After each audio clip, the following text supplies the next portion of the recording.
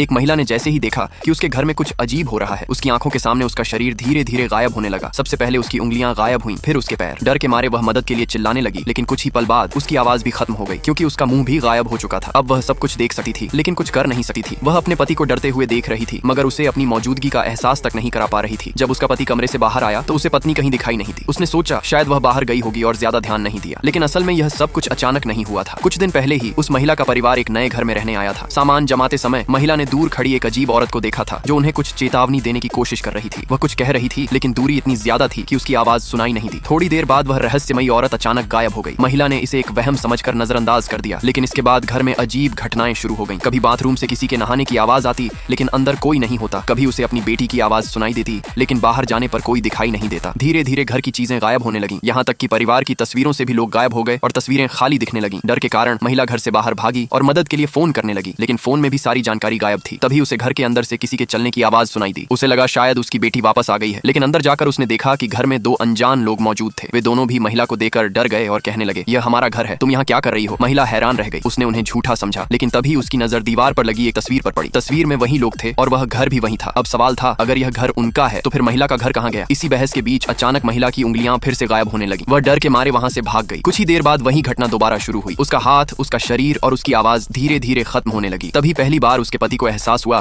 कि कुछ बहुत गलत हो रहा है, लेकिन जब वह कमरे से बाहर आया महिला पूरी तरह गायब हो चुकी थी। क्या यह दो अलग अलग दुनियाओं का मिलन था? क्या एक ही घर में दो परिवार अलग अलग जगहों से आ गए थे? इस रहस्य का जवाब शायद कभी नहीं मिला।